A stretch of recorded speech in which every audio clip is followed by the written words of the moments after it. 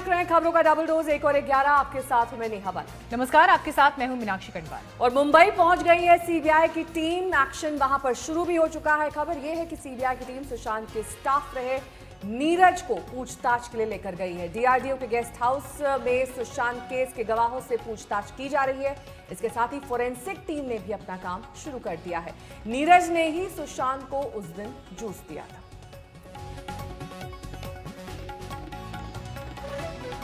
और इस वक्त मुंबई से और जानकारी के साथ हमारे साथ अरविंद ओझा और दिवेश सिंह जुड़ गए हैं। दिवेश, आप जहां पर मौजूद हैं यानी बांद्रा डीसीपी का ऑफिस, वहां पर ये इंपॉर्टेंट मुलाकात चल रही है। कुछ जानकारियां आ रही हैं, क्या हो रहा है अभी मीटिंग में, और जो डॉक्यूमेंट्स हासिल करने हैं सीबीआई को, उसमें क्या अभी प्रोग्रेस हुई है?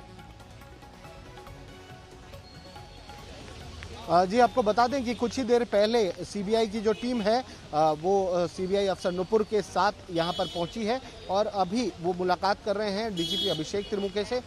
सारी चीज़ें पूछी जा रही हैं केस के बारे में, उनसे इन्फॉर्मेशन ली जा रही है कि क्या क्या उन्होंने इन्वेस्टिगेशन किए थे, किन किन लोगों से पूछताछ की थी, ये सारी चीज़ें उनसे पूछी जा रही हैं। आपको बता दें कि ये किसी भी तरीके का डीसीपी का एग्जामिनेशन नहीं है, बट ये एक हैंडओवर के लिए, जो केस हैंडओवर सुप्रीम कोर्ट के ऑर्डर तहत कहा गया है, उस हैंडओवर के लिए ये सीबीआई के अफसर यहाँ पर डीसीपी अभिषेक त्रिमुखे, जो कि मुंबई पुलिस के डीसीपी हैं बांद्रा एरिया के, वहाँ पर उनसे मुलाकात कर रहे हैं और उनसे जो भी कागजात, केस से रिलेटेड जो भी कागजात, जो भी चीज़ें, इंस्ट्रूमेंट्स और स्पॉट से जो सारी चीज़ें सीज की गई हैं उनका लिस्ट ले रहे हैं। उसके बाद इन सारी चीज़ों को मंगाया जाएगा, इन सारी चीज़ों को केस डिटेल के साथ रखा जाएगा। 56 लोगों के विटनेस स्टेटमेंट्स हैं, ऑटोप्सी रिपोर्ट है, विसेरा रिपोर्ट है, केमिकल एनालिसिस और टॉक्सिकोलॉजी की रिपोर्ट है जो फॉरेंसिक साइंस लैबोरेटरी से आई है, मोबाइल डेटा की रिपोर्ट है, इसके अलावा सीडीआर है और अन्य जो भी वस्तुएं स्पॉट पर से ली गई थी, जैसे कि जो कुर्ता मिला था जिससे सुशांत ने अपने आप को टांगा था, सुशांत के कपड़े, सुशांत के जो सुशांत ने उस वक्त पहने हुए थे, इन सारी ही चीज़ों को सीबीआई ले लेगी मुंबई पुलिस से हैंडओवर के तहत, सुप्रीम कोर्ट के ऑर्डर के तहत, और उसके बाद अपनी छानबीन शुरू करेगी। अब ये प्राइमरी प्रोसीजर है। केस के हैंडओवर के बाद सीबीआई को जब भी कोई केस ट्रांसफ़र होता है, मुंबई पुलिस या जो भी लोकल पुलिस के पास वो केस रहता है, उनसे वो मुलाकात कर हैंडओवर लेते हैं सारी चीज़ों का और उसके बाद अपनी इन्वेस्टिगेशन की प्रक्रिया वो शुरू करते हैं। हमारे संवाददाता अरविंद ओझा भी तमाम जानकारी के साथ हमारे साथ जुड़े हुए हैं। अरविंद, तमाम सवाल खड़े हो रहे हैं मुंबई पुलिस के इन्वेस्टिगेशन में, किस तरीके से लूप होल्स हैं, कई ऐसे सवाल हैं जिनका जवाब किसी के पास नहीं है। पोस्टमार्टम रिपोर्ट में मौत का टाइमिंग क्यों नहीं दिया गया है? इन सब चीज़ों को देखते हुए क्या जल्द सीबीआई की टीम सिद्धार्थ पिठानी को बुला सकती है? क्योंकि सिद्धार्थ पिठानी वो शख्स हैं जो उस वक्त मौजूद थे जब कमरा खोला गया, उस फ्लैट में मौजूद थे जब सुशांत की मौत हुई। बिल्कुल, मैं आपको बता दूं, बिल्कुल आपने सही बोला।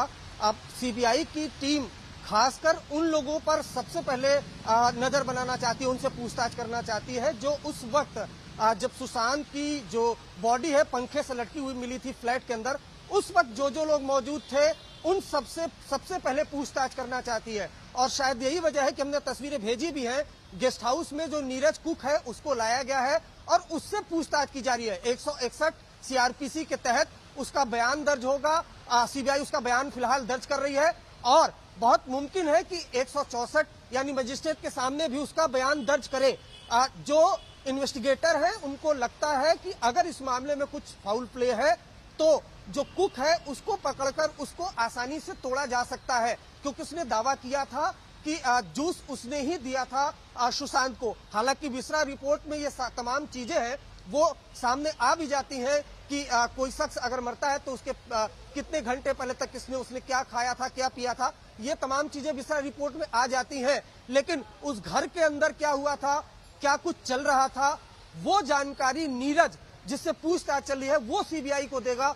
वो एक अहम कड़ी है इस पूरे केस में। उसके बाद फिर सिद्धार्थ पिठानी तक पहुंचेगी, क्योंकि आपको बता दूं इस पूरे केस में लगातार परिवार से लेकर सुशांत के परिवार से लेकर वकील तक सिद्धार्थ पिठानी पर सवाल उठा रहे हैं। इसलिए सिद्धार्थ पिठानी पर हाथ डालने से पहले जो उस वक्त नीरज जो मौजूद था और वो आसान एक तरीके से कैच कह सकते हैं सीबीआई के लिए होगा, जी। इसलिए उसको बुलाया गया है गेस्ट हाउस में और उससे अब पूछताछ हो रही है। अरविंद देखिए, नीरज का आप जिक्र कर रहे हैं और नीरज ने ही जो है 14 जून की पूरी घटना के बारे में बताया भी है कि 14 जून को क्या हुआ था घर में, और इस दौरान पटना पुलिस ने भी जो पूछताछ नीरज से की थी उसका भी एक एक्सक्लूसिव वीडियो हमारे पास मौजूद है।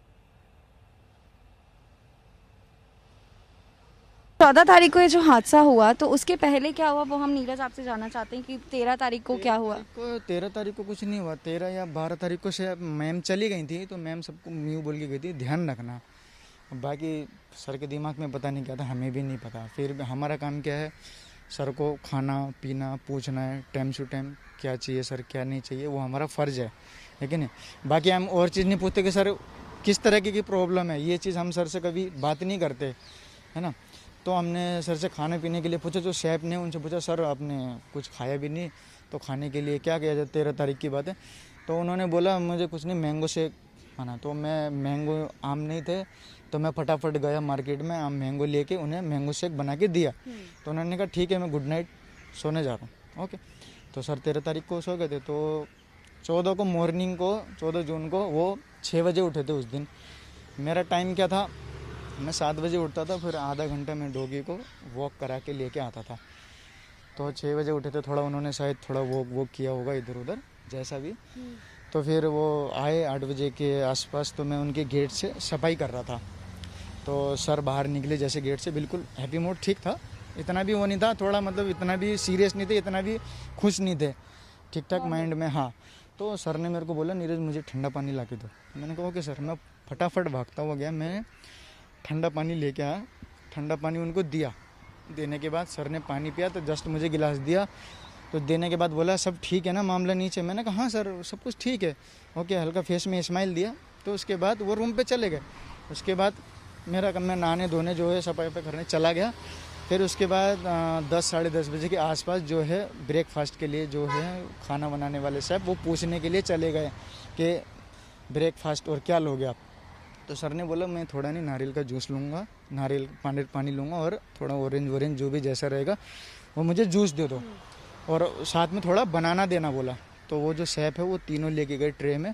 तो सर ने गिलास जूस और जो है हाँ, और ट्रे नहीं लिया उन्होंने, जूस लिया हाथ में और नारियल पानी लिया। बोला मैं केले बाद में लूँगा, बस ये लेके वो अंदर चले गए। वो जाने के बाद उन्होंने लॉक कर दिया। करने के बाद हम उसके बाद हमें पता है अभी ब्रेकफास्ट में अभी ये ले लिया, अभी 1 घंटे तक 1.5 घंटे तक अभी कुछ नहीं लेंगे, वो सभी जानते हैं। ठीक है, फिर उसके बाद हमने उन्हें मतलब आधा पौना घंटे तक हमें उन्हें डिस्टर्ब नहीं करा, हम अपने काम पे लग गए। सर ने जैसे लिया फिर हम फ्री हो गए, फिर हम लोगों ने ब्रेकफास्ट किया, जैसे उसमें नहा धो के एकदम फ्रेश हो गए। फिर किचन साहब ने बोला एक बार और मैं खाने के लिए पूछ लेता हूँ दिन का क्या प्रोग्राम है। वैसे तो लग रहा है खाएंगे नहीं, फिर भी पूछ लेते हैं। तो वो गए पूछने के लिए, तो लॉक लगा हुआ था। तो उन्होंने जैसे उस तरीके से खटका जिस तरीके से वो सो रहे हैं, तो हल्का खटखटाया। तो वो खटखटाते ही, अगर मैम होती तो खटखटाते हम खोलते नहीं है, सिर्फ सर होते तो खटखटाने के बाद हम वो खोलते हैं। हाँ, क्योंकि सर ही रहते हैं। तो उन्होंने खटखटाने के बाद जैसे खोला, अंदर खोलने के बाद तो लॉक लगा हुआ था अंदर से। तो जैसे लॉक लगा था तो उन्होंने सोचा कि सो रहे हैं वो, तो नीचे आए। तो मैंने पूछा क्या फाड़ने का क्या प्रोग्राम, कुछ पूछा। कह रहे वो अभी मॉक लगा हुआ है। तो हमने कहा तो सो रहे होंगे, अभी डिस्टर्ब करने से कोई फ़ायदा नहीं है। ठीक है, तो हम अपने काम पे लग गए। फिर 15-20 मिनट बाद फिर मेरा भी ऊपर का ही राउंड बनना था, तो मैं भी एक हिसाब से जिस हिसाब से सो रहे तो मैंने खटखटाया, हल्का आराम से खटखटाया, तब भी कोई रिप्लाई नहीं आया। तो मैंने एक बार खोल के देखा, फिर भी अंदर से लॉक लगा हुआ था। हमें लगा सर सो रहे होंगे, थोड़ा सा थके से, उनको अपने को ऐसा महसूस करे जैसे थके। तो थोड़ा उस टाइम उनकी तबीयत सही सी नहीं थी, उनको क्या पता उनके मन में क्या थी, अकेला महसूस कर रहे थे या किसी से मिलने का मन नहीं कर रहा था, या उन्हें पता नहीं किस चीज़ की बातें सता रही थी, उस चीज़ की हमें पता नहीं था। वहाँ में इतना दिख रहा था सर कुछ थोड़े से टेंशन में लग रहे हैं। तो हमने कहा चलो सो रहे हैं कोई बात नहीं। फिर हम आधे घंटे बाद फिर गए, आधे घंटे बाद फिर सेब गया। फिर सिद्धार्थ और वो दीपेश ऊपर वाले रूम में 15 मिनट ही हुए थे, वो भी बैठ जाते हैं। कभी सर निकले तो उनको गुड मॉर्निंग बोलने के लिए, तो वो सामने वाले रूम पे बैठे हुए थे। तो उन्होंने साहब जो है उन्होंने बोला कि आप तो बात भी करते हो, पूछ लो ना सर से खाने का क्या प्रोग्राम है। फिर खाने की तैयारी करते हैं, 10 साढ़े 10 हो गया। तो उन्होंने कहा आप लोगों ने खटखटाया? हाँ हमने खटखटाया, मॉक कर रखा है। तो अच्छा कोई बात नहीं, 15 मिनट का गैप तो फिर पूछ लेंगे। फिर 15 मिनट बाद उन लोगों ने मॉक करा, दोनों ने ट्राई करा, हल्का हल्का जिस तरीके से सो रहे हैं। तो गेट किसने खोला, मतलब मैं बता रहा हूँ, लॉक लगा हुआ था गेट, तो वो लॉक तो तोड़वाया हमने। अच्छा। हाँ, तो जैसे खटखटाया तो कोई रिप्लाई नहीं आया, तो फिर जो सिद्धार्थ ने, उनके पास सर का नंबर है, हमारे पास नहीं, उन्हीं के पास। तो सर को 2 बार उन्होंने कॉल किया, तो बेल बज रहा था, रिप्लाई नहीं आया कोई। तो रिप्लाई नहीं आया तो फिर सब ने एक बार ट्राई करा। तो ट्राई करने के बाद फिर हमने सोचा चाबी ढूंढ लेते हैं, सो ही रहे होंगे तो कोई बात नहीं, खोल के हल्का सा देख भी लेंगे, कोई बात नहीं, क्या बात है क्या बात नहीं है। कभी बाथरूम में फंस गए तो कभी लॉक तो नहीं लग गया, कुछ दिमाग में हमें, पर हमारे दिमाग में ये चीज़ भी नहीं चल रहा था कि कुछ सर गलत काम कर सकते हैं, ऐसा काम उठा। फिर हमने चाबी अभी ढूंढा, 15-20 मिनट तक चाबी ढूंढा, हमें कोई चाबी अभी नहीं मिली, क्योंकि सर के गेट की जो जितनी भी रूम की चाबी की कभी ज़रूरत नहीं पड़ी हमें, सिर्फ एक मेन गेट की उसकी चाबी एनी टाइम रहती थी, कि उन गेटों की जब से हमने कभी चाबी की ज़रूरत ही नहीं पड़ी। फिर उसके बाद तो उन्होंने सिस्टर को फ़ोन किया, सर की मैम, सर की जो दीदी है उनको, सिस्टर को फ़ोन किया कि मैम इतना टाइम हो गया, आधा घंटा हो गया, सर गेट नहीं खोल ले, क्या पता आप फ़ोन कर दो, क्या पता खोल लेंगे। तो उन्होंने कहा ठीक है, जैसे भी गेट खुलवाओ, मैं 5-10 मिनट में पहुंच रही हूँ, जैसे भी फटाफट खुलवाओ। तो उन्होंने ऐसा ही बोला होगा उनको। तो फिर हमने खटखटाया, तो हमने आवाज़ भी मारी, सर सर खोलो, क्या बात हो गई। तो सिद्धार्थ ने भी खोला, सुशांत सर बोल के आवाज़ मारी, तो मैंने भी आज मारा।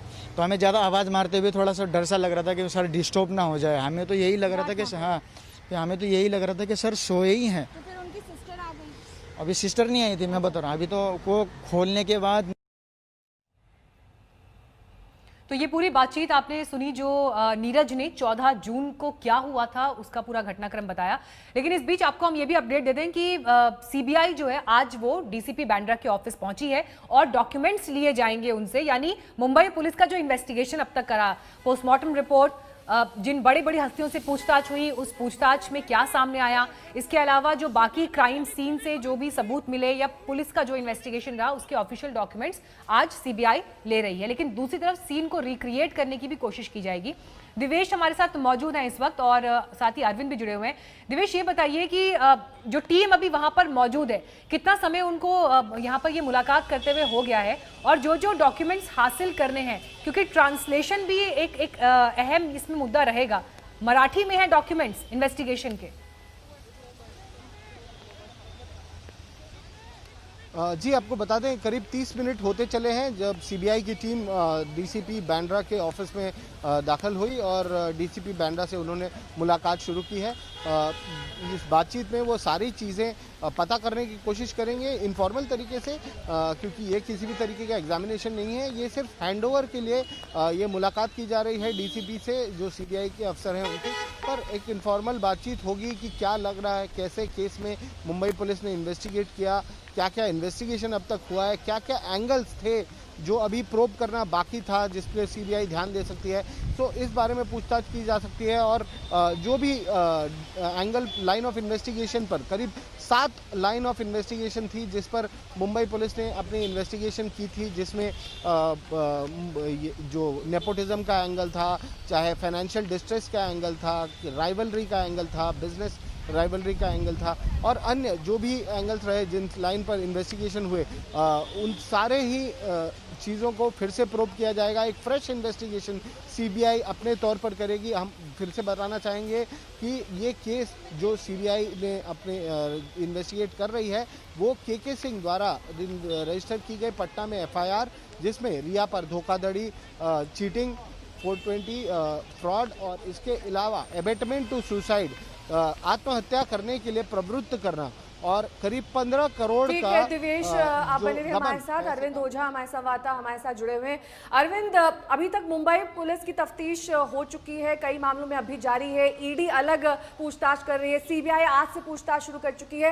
हर एक का अपना लाइन ऑफ इन्वेस्टिगेशन होता है, तरीका होता है इन्वेस्टिगेशन का, कुछ कॉमन पॉइंट्स होते हैं, कुछ बातों में मतभेद होता है। ऐसे में जो सीबीआई की इन्वेस्टिगेशन है वो 7 चीजों पर निर्भर है, इन 7 लाइन्स के में आगे बढ़ेगी और इनमें कुछ कॉमन पॉइंट्स भी होने हैं, लेकिन कई बड़ी चुनौतियां जो हैं वो बताइए।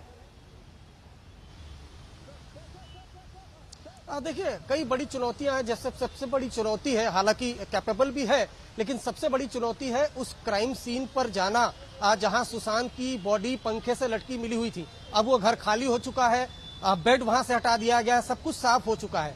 तो वहां पर अब किस तरीके से उसमें काफी ज्यादा फॉरेंसिक एक्सपर्ट मदद करेंगे। उसके अलावा जो कपड़े हैं और जो तमाम और जिस तरीके से लगातार खासकर सुशांत के परिवार के लोग आरोप लगा रहे थे कि बाकायदा मुंबई पुलिस के जांच पर भी सवाल उठा रहे थे, रिया पर भी और सिद्धार्थ पिठानी पर भी सवाल उठाए गए। तो क्राइम सीन पर जहां पर सुशांत की बॉडी पंखे से लटकी मिली थी, उसी क्राइम सीन पर जो लोग मौजूद थे उसमें एक शख्स सिद्धार्थ पिठानी, उस पर सवाल खड़ा कर दिया है परिवार ने। तो अब उससे भी पूछताछ सीबीआई अपने तरीके से करेगी, क्राइम सीन को रिक्रिएट करेगी। वहां पर अब फिलहाल तो कोई एविडेंस नहीं है, लेकिन फॉरेंसिक एक्सपर्ट के जरिए क्राइम सीन को रिक्रिएट करने की कोशिश की जाएगी। साथ ही साथ जो कपड़े, जिस कपड़े से फंदा लगाया था, उसके अलावा कमरे में बेल्ट मिला हुआ था, तो क्राइम सीन सबसे अहम हो जाता है। उसके अलावा दूसरी जो अहम चीज है वो है पोस्टमार्टम रिपोर्ट। डेथ का टाइम क्या है वो जानने की कोशिश करेगी। तो पोस्टमार्टम रिपोर्ट जिन डॉक्टरों ने किया है, अगर परिवार वालों का आरोप है और परिवार वाले पोस्टमार्टम रिपोर्ट पर शंका कर रहे हैं, तो जो डॉक्टर है जिन्होंने पीएम किया है उससे जो सीबीआई की टीम है वो पूछताछ करेगी। सीबीआई की कई टीमें हैं जिनमें अलग अलग लाइन पर जो तमाम अफसर हैं वो पूछताछ करेंगे। और क्राइम सीन कितना इंपॉर्टेंट है नेहा, इसका अंदाजा आप इसी बात से लगा सकते हैं। लेकिन अरविंद, क्राइम सीन को कॉर्डन ऑफ नहीं किया गया था, वहां पर लोग आ जा रहे थे। हमने आज तक पर वो रिपोर्ट भी दिखाई है जिस कमरे में सुशांत ने सुसाइड किया था, वहां पर अब सब कुछ साफ सुथरा हो गया है, बेडशीट हटा दी गई है, कोई सामान मौजूद नहीं है। ऐसे में एक बड़ी चुनौती है सीन को रिक्रिएट करना, क्योंकि वहां पर उस वक्त जो चीजें मौजूद थी वो इस वक्त नहीं है और पूरी तरीके से वो क्राइम सीन अब बदल चुका है। जी बिल्कुल, देखिए क्राइम सीन बदल चुका है। मैं आपको बताऊं, जो क्राइम सीन रिक्रिएट होगा कि आखिर एक शख्स उस किस परिस्थिति में और किस स्पेस में कैसे फांसी से लटक सकता है, सबसे पहले तो ये जानने की वहां पर कोशिश की जाएगी। और उसके अलावा जो जिस तरह से आपने बताया भी, जिक्र भी किया कि कॉर्डन ऑफ नहीं किया गया था। अमूमन दिल्ली और मुंबई पुलिस में से इस तरह की चूक होती नहीं है, दिल्ली में या फिर मुंबई पुलिस, लेकिन यहाँ पर कई लेवल पर ऐसा लगता है कि मुंबई पुलिस से चूक हुई है, खासकर क्राइम सीन को लेकर। कई लोग मुंबई पुलिस के अलावा उस वक्त जब ये पूरी वारदात हुई थी तो मुंबई पुलिस के अलावा कुछ बाहर के लोग भी घर के अंदर मौजूद थे। जी अरविंद, आप अपनी बात कंप्लीट करिएगा, आपके पास मैं लौटूंगी। लेकिन विकास सिंह जो कि सुशांत सिंह राजपूत के पिता के सिंह के वकील हैं, उन्होंने पोस्टमार्टम रिपोर्ट को लेकर सवाल उठाए हैं। देखिए, फॉरेंसिक का मेरे हिसाब से इसमें बहुत बड़ा, बहुत अहम रोल है। जो ये पिठानी और जो वहाँ पे थे उन लोगों ने ये कहा कि उन्होंने मॉर्निंग में जूस पिया था और इसका क्या कहते हैं, नारियल पानी पिया था। अब उसके पीने के तुरंत बाद उन्होंने फांसी ले ली उनके हिसाब से। तो पेट में तो होना चाहिए था ना, उसका तो रॉ होना चाहिए था। तो इसलिए क्या रिपोर्ट में आया है, नहीं आया, कुछ उन्होंने रिपोर्ट में नहीं लिखा है, लेकिन कहीं ना कहीं बैकअप पेपर में कुछ हो उसके बारे में। दूसरी बात कि जो निशान उनके चेहरे पे हैं, मतलब फंदा के अलावा निशान, उसका कोई एक्सप्लेनेशन नहीं है।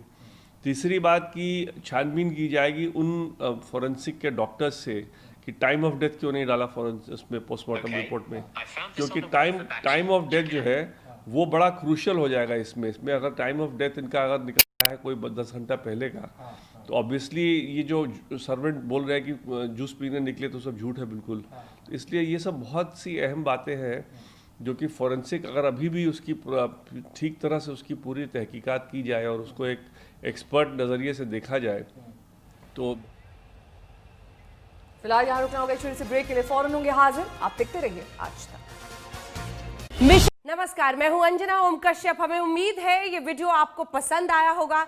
लेटेस्ट खबरों के लिए यूं ही देखते रहिए आज तक, और इस वीडियो के पसंद आने पर लाइक, शेयर एंड सब्सक्राइब करना ना भूलें।